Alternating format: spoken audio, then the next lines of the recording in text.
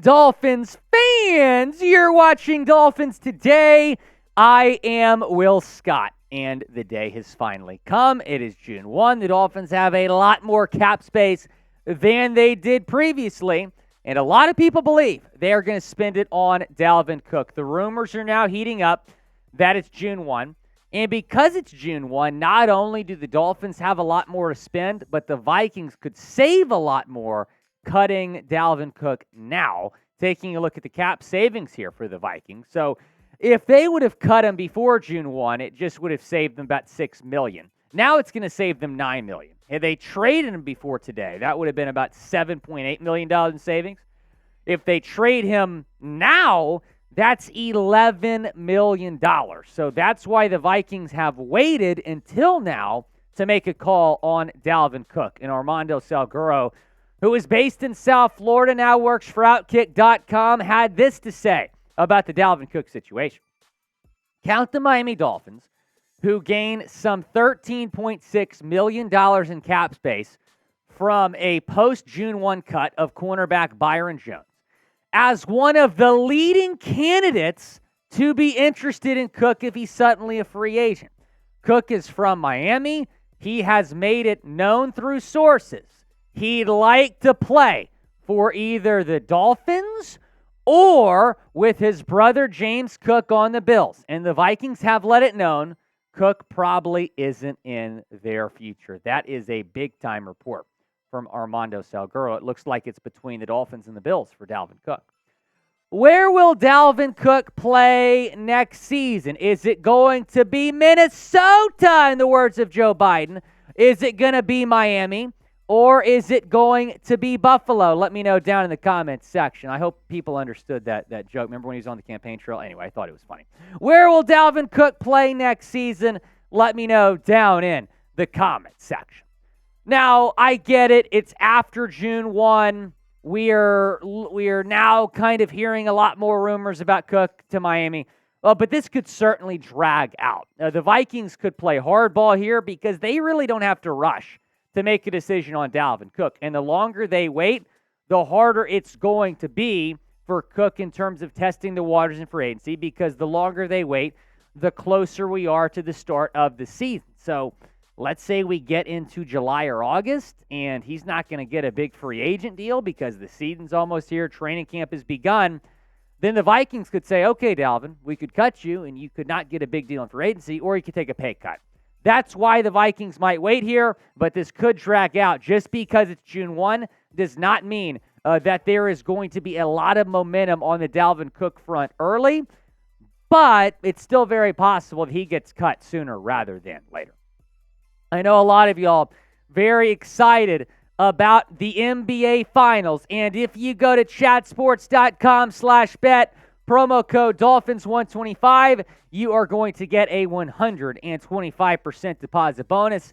That means if you start with $100 in your account, you are going to get $225 in your account to start. It's a great deal. Go and take advantage.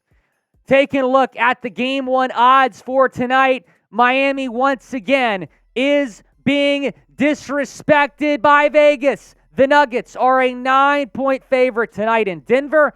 The total is at 219. So if you think Jimmy Butler's going to drop 100 points, which he might because he's Jimmy Butler, take the over. And I'm going to bet on the Heat plus 99, maybe even money line. I think Miami's going to get it done in this series. Who do you got in this series? Type H for the Heat or N for the Nuggets down in the comments section.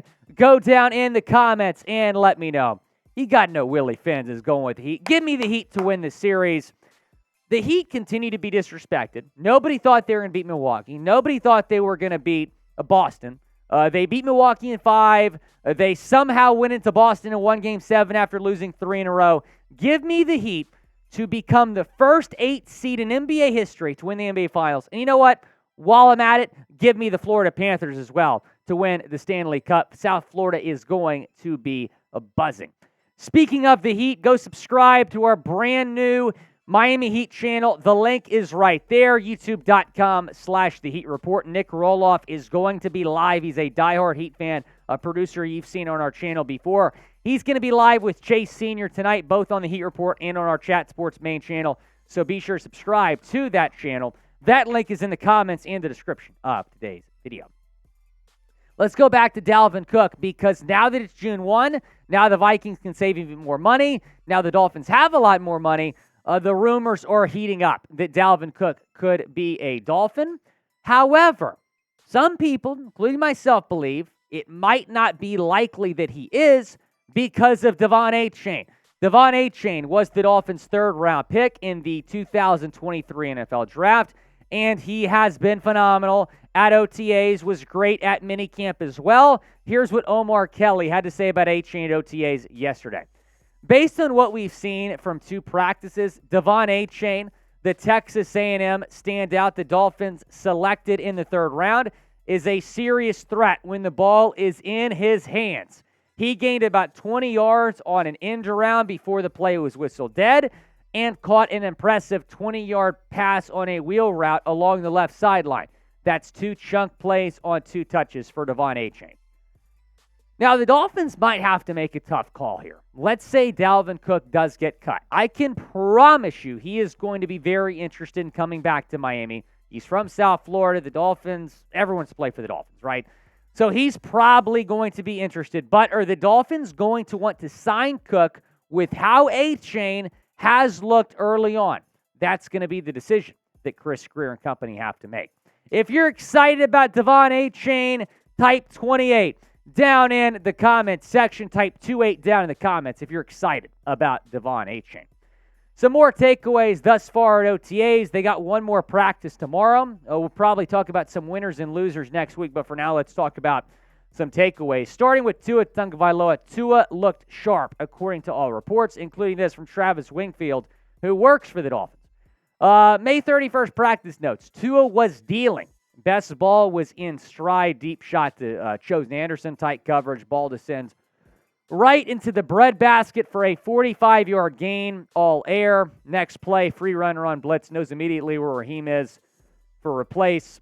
Positive catch/run. So Tua's looking sharp, and he's wearing a new helmet. This is a development from OTAs. The helmet he's wearing has a camera on it. So the coaches are going to get a bird's eye view here on how Tua is doing at OTAs, what he's seeing, kind of helping with understanding his decision-making.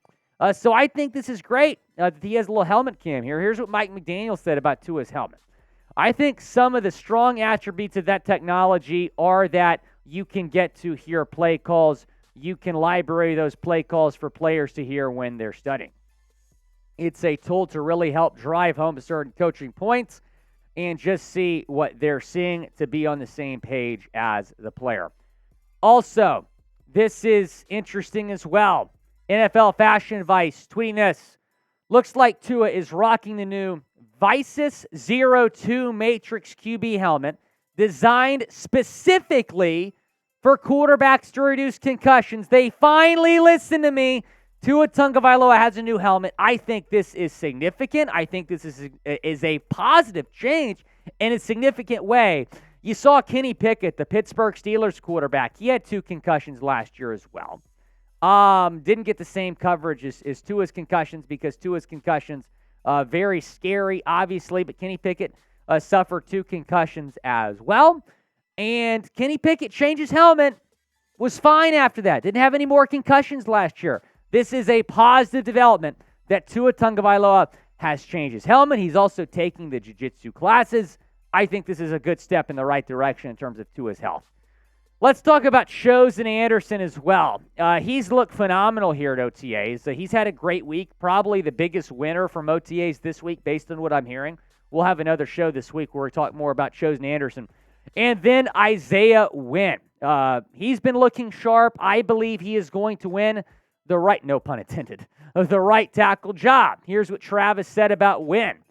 Isaiah Wynn helped create a lane for a big Jeff Wilson run. Offense was really clicking today. I thought Wynn had a couple of really nice blocks in space for successful runs. And I read this, and I'm like, where was he lined up? Was it right tackle or was it left guard? That's the big question. We don't know what he is going to play this season. I personally believe that he is going to be the starting right tackle. You have Liam Eichenberg at left guard. So let's say Austin Jackson looks good, then maybe it's a no-brainer to put AJ at right tackle and Isaiah Wynn at left guard. But I do believe Isaiah Wynn is going to win that right tackle. I said right guard. I meant right tackle job. I do believe he is going to win that. That is arguably the most important position on the Dolphins' offensive line because it protects Tua Tagovailoa's blind side. Thanks, everyone, for watching today's video. If you want more free Miami Dolphins content, hit that subscribe button.